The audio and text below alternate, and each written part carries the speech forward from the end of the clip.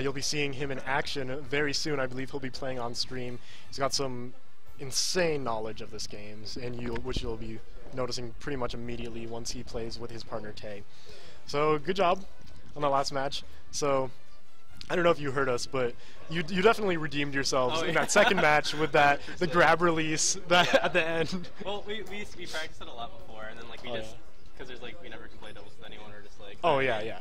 So we didn't get the spacing down right away. But I mean, game 2 we turned it around. We got rid of all of our silly team kills. Silliest, yeah. Make sure if there's chat, you like I don't know. I know there's none now, but there will be probably later. We have some people, so make sure you say giving shout outs and communicate. Shout out to Sogs Boy for the Kappa XD. Yeah, our favorite Kappa. So yeah. If you're in the chat, feel free to just say hey, or talk amongst one another, whatever you feel like. Oh man, there's a limit reached on names. So you and Flops, you guys doubled last time too. So, and you said you haven't really been able to like get a whole lot of practice in since then, or? We did a little bit, but I mean, I don't know. It's kind of I think whenever you practice for doubles, you need to play against other doubles. Other people, obviously. yeah. So then Absolutely. Like, you could just like train against like bots or something like that, but I mean, it's all just kind of spacing and game knowledge at that point. You miss a lot of exactly, because you miss a lot of like the human interaction where like the different ways that people are actually going to react to different things. So for sure, but definitely Rainbow. Wait, which is this one? I think that one's Kappa Pride.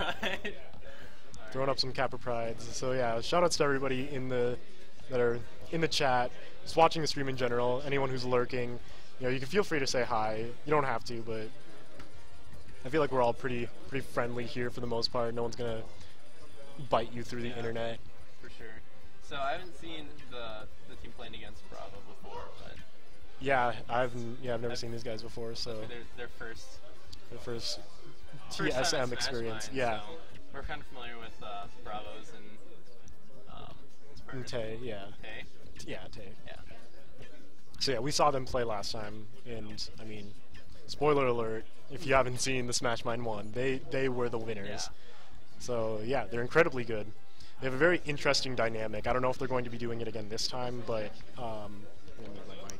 so last TSM they had the Marth and Lucario combo, which seems like a really weird combination at first, but what they actually ended up doing was kind of using Lucario as like a stock tank, where he would take up a lot of damage, and then once he got a lot of damage wrapped on him, he would kind of lay low, have Marth go aggro for a bit, and then once they got to like their opponents got to like pretty high percentages, you've got this Lucario at 150%. He's got aura, he's got rage, so he's able to just take people out at 70%, 80%, just get these ridiculous KOs. So it was a very unexpected combination. Haven't really seen that before.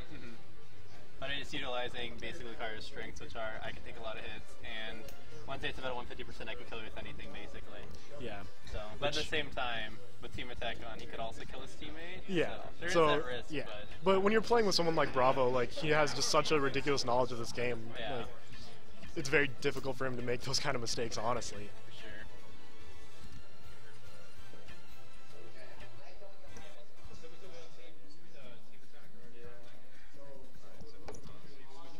Slimmy says Squid looks pretty intimidating.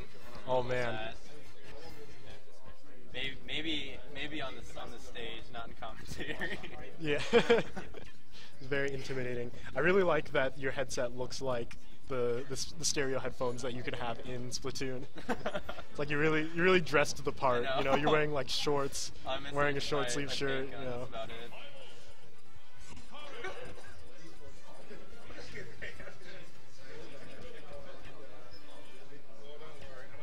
Okay, so it looks like we're right about to get ready. Checking for rolls. Double check.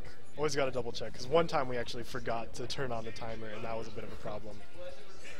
So let's see what kind of team setup they're going to be going with. So, okay, so yeah, I knew that Bravo had been kind of training up his Falco game pretty recently, so looks like he's going with that, and Tay is sticking with Lucario against, a Ness and a Pikachu, so interesting. I think Ness actually can be a pretty good pick in Lucario because Ness's back throw can kill at really early percentages. So for Lucario, it's like if you can get a grab on Lucario, then it's like so just get him in there and just back throw, easy. So this to begin with looks like they're kind of just setting up their projectiles. Yeah. So yeah, they got to keep in mind that the projectile game is going to be a little tricky when you've got Falco with his reflector. Got to watch out for those PK fires, man. So yeah, the interesting thing about Ness and doubles is there's enough of a distraction if you can get them to aggro on your teammate that you can do exactly that, is use your PK Thunder 2 to actually hit people. And that almost worked, but I mean, you're not going to be able to get that on Bravo, not that easily. Yeah, the DI from Bravo kept him alive on that stock, even though it's still pretty early. Oh yeah, absolutely. But Lucario's at the percent where right now basically anything can start killing. Yeah, he's getting angry, he's getting all that aura built up, that rage built up.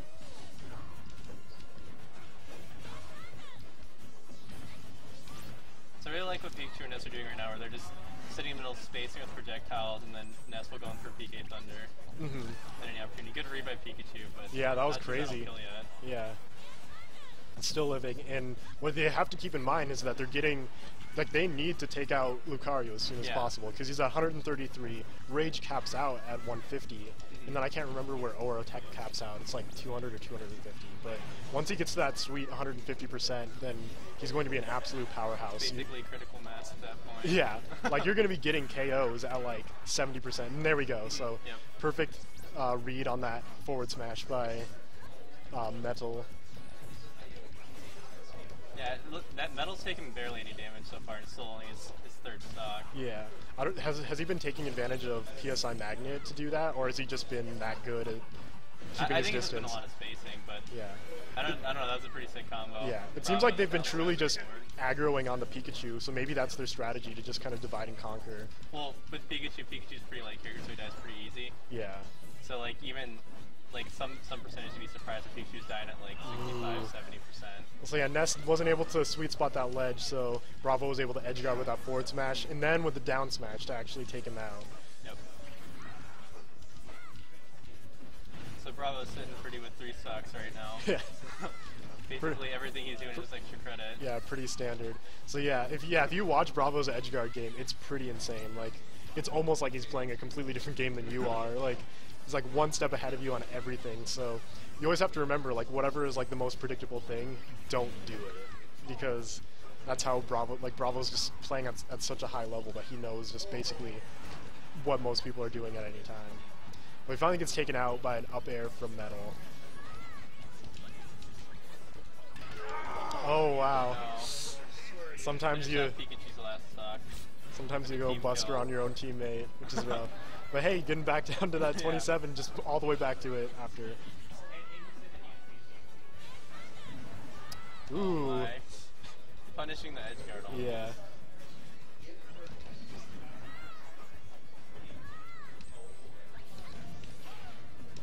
So yeah, at this point they really are just kind of messing around, it seems like. I mean, it looks like they're not going to share stocks, but Ness is just going to give them both of them. Yeah. See if he can't pull anything. Yeah, I'm kind of surprised that they didn't when he was back down at 37, because that could have been a possible thing. Yeah. But, okay, yeah, so it looks like that's over. And like I said before, a thing that they need to keep in mind, and it's exactly what we're seeing right now. Oh wow, that was that. Well, he capitalized right on it. I was just going to say, like, just keep in mind that Tay's at that 109%. He's building up that rage, and they took care of it pretty well. Yeah. Clearly know what they're doing. So maybe that's his plan right now, is to kind of let Lucario sit back, do his own thing, keep it a low percent so he doesn't do too much damage, and then try and focus Falco out. Oh, that's it. That's over. Yep, with the it's too bad. You gotta watch out for those dares.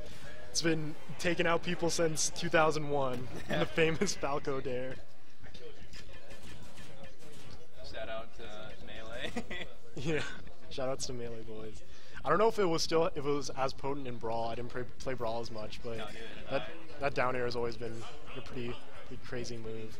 So it looks like RJ is going to look at switching off Pikachu, going to some Captain Falcon. Yeah. Like, there's nothing wrong with playing light characters in doubles, but you just have to understand that when you're doing that, you take the risk. Yeah. Which, I mean, they did really well to begin with. They oh, had yeah, a lot absolutely. of space in the aggregate projectile game, but it's just, once they get to that 100%, 150%, they couldn't seem to finish off the stocks, and it just bit them in the back in the end. Absolutely.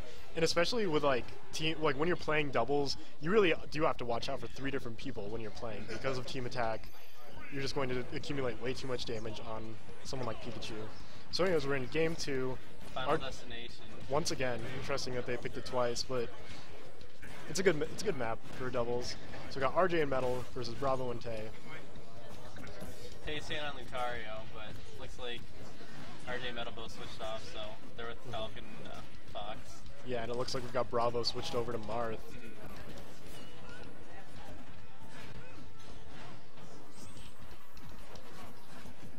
So right now we've got them kind of, spaced out into 2 different 1v1s, which is often what happens in doubles, but at any point one of these like 2 sections could kind of take advantage and just just run away from that person they're fighting and then just start doubling up on one person. Yep. That's always a good strategy once you kind of get into that mentality, because you don't want doubles to just be 2 1v1s all the time. You got another person, you should utilize them. So yeah, we just kind of saw Metal doing that just now. He went over to try to attack Tay along with his teammate RJ, but didn't really work out too well, and Bravo was able to get back there pretty quick. Metal taking an early stock off from Lucario. Which, as we've been saying, is always good. I think when Lucario loses stocks too, that also builds aura.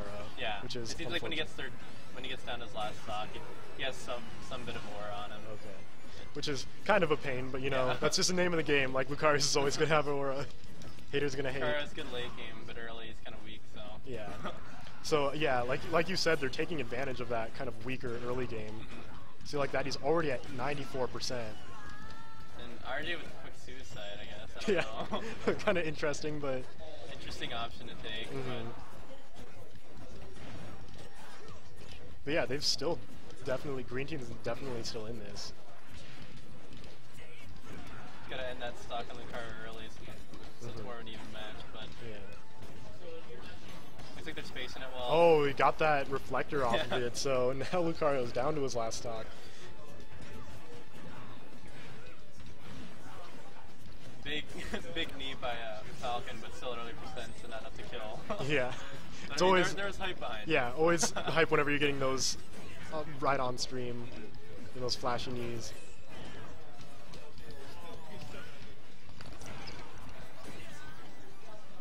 Okay, we've got both the green team off, and of course Bravo is able to kind of be there. But thankfully, thanks to these Smash 4 recoveries, both of them are back on stage. Oh yeah.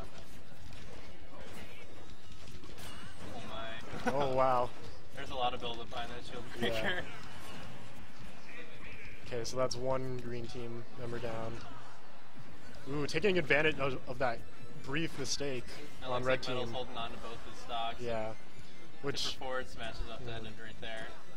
Okay, he's kind of collecting his thoughts because now he's in a really tricky situation where you got who do you take, like which poison do you really want to pick? Go for first. Yeah, because it's like you want to take out the Lucario, but the Marth's not going to let you do that. Yeah, for sure. Essentially. So I think power shield there. Yeah. So I think in general, and what you can clearly see here is that he wants to take out the Lucario. It's just an issue of just getting there. Spacing. Oh, rough. Yep. Hashtag we take notes. Marth's aerial game offstage is pretty legit. So, plus when Fox trying to recover his Firefox kind of just leaves him as a sitting duck. So.